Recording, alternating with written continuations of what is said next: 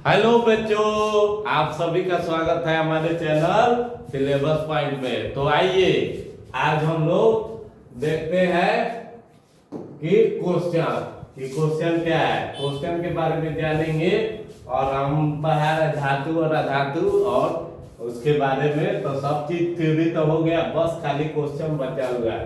तो क्वेश्चन क्या है कि आपको एक हथौड़ी, बैटरी, बल्ब, तार एवं स्विच दिया गया है और इनका उपयोग कर धातुओं एवं अधातुओं के नमूने के बीच आप विभेद कैसे कर सकते हैं। मतलब क्या कि कुछ आपको सामान हम दे दिए 10-12 को और कह रहे कि इसमें से बताइए कि धातु कौन है अधातु कौन है। ठीक है, तो कैसे बताइएगा, चलिए कैसे बताएंगे। तो यहाँ देखिए, दिए गए उपकरण के चित्र अनुसार सजा देंगे। जितना उपकरण दिया है उसको चित्र अनुसार हम उसको सजा देंगे और सजाने के बाद जब बहुत सारे पदार्थ का प्रयोग इस परिपथ में एक साथ किया जाता है, बहुत सारे पदार्थ का उपयोग किसमें किया जाता है, इस परिपथ में। ठीक है, और देखिए तो जिन पदार्थों से बल्ब जलता है वह धातु के श्रेणी में होता है। मतलब क्या कि एक सिस्टम बना है। मान लीजिए बैटरी यहाँ ले लिए और बैटरी लेकर क्या क्या कह रहा है कि हथौड़ी, बैटरी, बल्ब, तार एवं स्विच दिया गया। तो हथौड़ी मान लीजिए ये है, लोहा का तो नहीं बोल रहा है, तो लोहा नाइटी का मान लीजिए लकड़ी का हथौड़ी है। फिर मान लीजिए क्या दिया, बल्ब दे दिया, मान लीजिए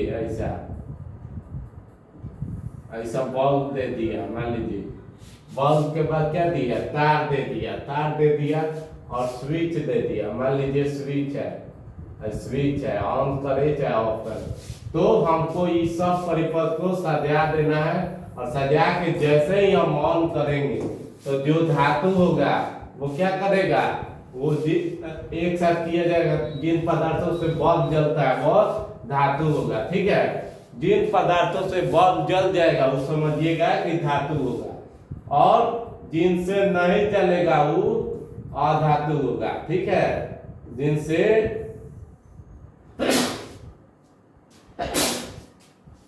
चलिए देखिए,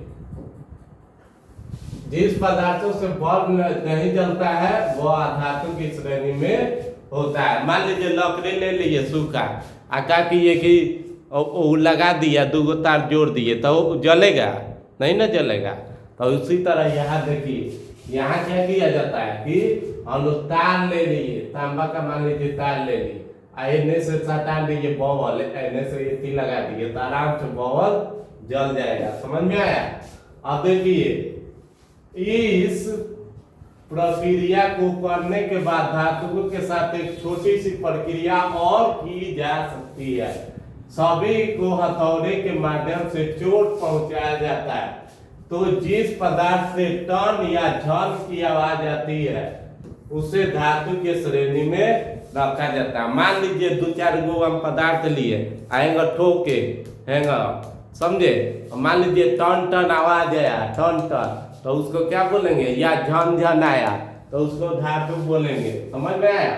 और भद की आवाज आने वाला पदार्थ को पुनः धातु के श्रेणी में रखेंगे। भद आवाज आएगा ना, भद तो उसको क्या बोलेंगे हम लोग, अधातु बोलेंगे। ऊपर का प्रयोग ग्रेफाइट के लिए लागू नहीं होगा। केवल ग्रेफाइट के लिए अपवाद है, वो लागू नहीं होगा। केवल लागू होगा किसके लिए, अधातु जो है उसके लिए। समझ में आया। चलिए अब हम लोग चलेंगे उभयधर्मी ऑक्साइड क्या है। उभयधर्मी, तो उभयधर्मी जान लेते हैं। उभय में क्या होता है, दोनों और दो उभयधर्मी ऑक्साइड को लिखे। उभयधर्मी मतलब दोनों काम करे, ऑक्सीडेशन का, रिडक्शन का, ऑक्सीकरण का, अवकरण का, दोनों का काम करे। तो उसी को हम लोग बोलेंगे उभयधर्मी ऑक्साइड। समझ में आया, उभयधर्मी ऑक्साइड। चलिए देखिए, वैसे धातु के ऑक्साइड जिसकी प्रकृति क्या हो, अम्लीय और क्षारीय दोनों होता है, उसको उभयधर्मी ऑक्साइड कहते हैं। मतलब अम्लीय होगा, एसिड जैसा होगा या बेस जैसा होगा।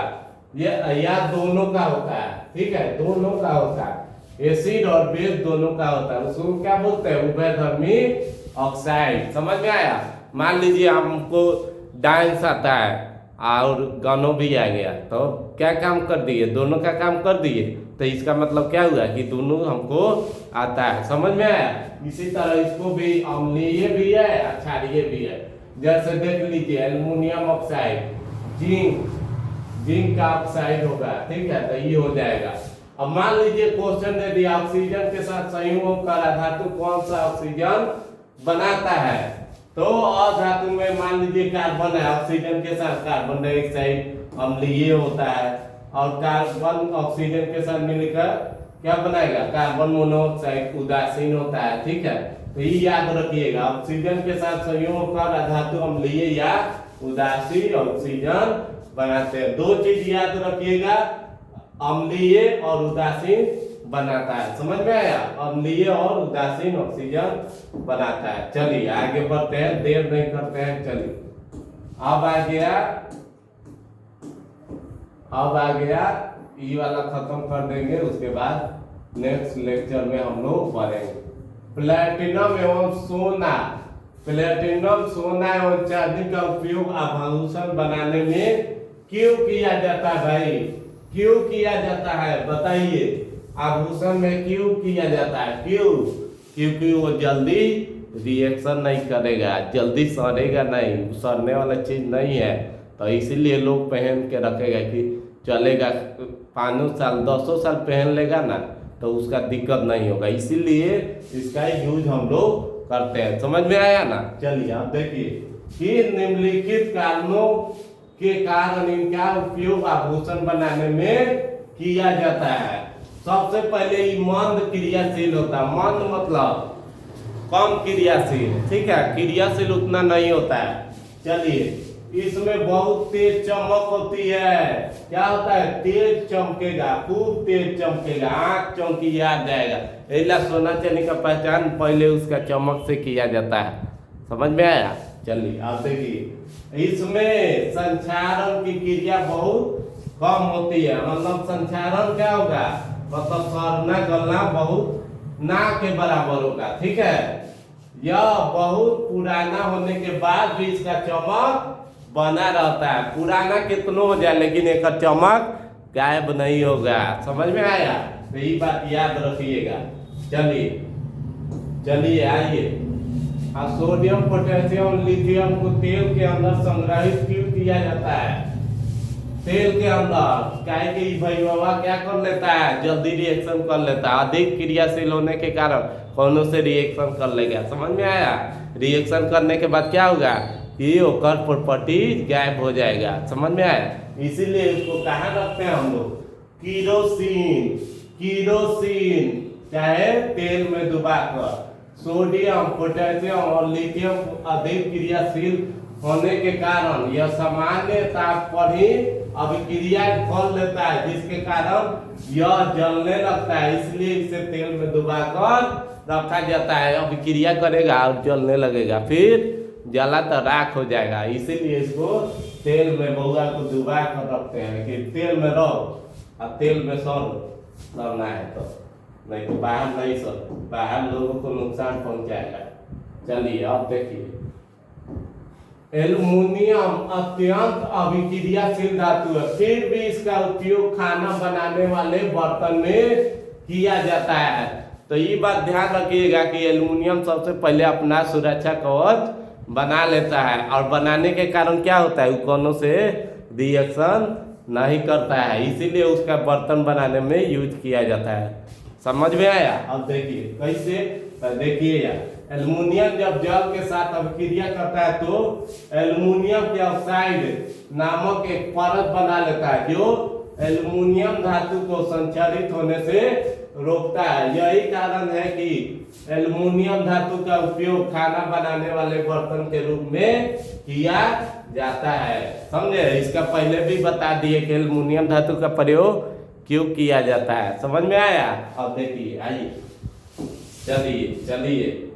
चलिए सर, समझ में आ रहा है, आप दमदार है, शानदार है, सबसे बढ़िया है। चलिए अब देखिए अब क्या है कि निष्कर्षण प्रकरण में कार्बोनेट एवं सल्फाइड अयस्क को ऑक्साइड में परिवर्तित किया जाता है। क्यों क्यों क्यों तो क्यों निष्कर्षण जब प्रकरण होगा तो हम लोग सल्फाइड अयस्क को ऑक्साइड में परिवर्तित क्यों करते हैं? क्योंकि वो जल्दी उसका अयस्क प्राप्त हो जाए। देखिए इसलिए करते हैं क्योंकि ऑक्साइड से धातुओं की प्राप्ति जल्दी और आसानी से हो जाएगी। मतलब धातु की प्राप्ति जल्दी करना है तो उसको ऑक्साइड में बदलना पड़ेगा। ठीक है, किसमें बदलना पड़ेगा? ऑक्साइड में। चलिए आया ना समझ में? आया समझ में? आया आपको? तो लाइक कर दिए, कमेंट कीजिए और सब्सक्राइब जरूर कीजिए। चलिए आप देखिए, हाँ ये है। अब है कि तांबे, आपने तांबे के मलिन बर्तन को नींबू या इमली के रस से साफ करते अवश्य देखा होंगे। यह खाद्य पदार्थ बर्तन को साफ करने में क्यों प्रभावी होता है? क्यों प्रभावी होता है? क्यों होता है? देखिए मान लीजिए हमने एक बर्तन लिया, मान लीजिए तांबा का बर्तन लिया, में जंग लगा हुआ है। ठीक है, मान लीजिए जंग लगा हुआ है। ठीक है, मान लीजिए एक तांबा का हम बर्तन ले रहे हैं। ठीक है, यहाँ मान लीजिए ले लिए, में जंग वंग लगा है, नीचे क्या हुआ? जंग लगा है। और एक हटाना है तो हम नींबू यहाँ ले लिए। क्या ले लिए? नींबू। नींबू ले लिए और नींबू लेने के बाद एक से एक साफ किए तो क्या हुआ? एकदम चकाचक हो गया। क्यों? क्योंकि नींबू में एसिड होता है और मान लीजिए एसिड और बेस मिलेगा तो क्या बन जाएगा? वाटर। ठीक है, वाटर बन जाएगा। एसिड और बेस मिला तो क्या बन जाएगा? मिनरल्स, लवण और वाटर बनेगा। तो इसी कारण क्या होता है? एसिड बेस रिएक्शन के कारण हमारा जो बर्तन है वो साफ हो जाता है। ये बात याद रखिएगा और उम्मीद करते हैं कि आपको समझ में जरूर आया होगा। और मिलेंगे नेक्स्ट वीडियो में। जब तक के लिए जय हिंद, जय भारत और वंदे मातरम।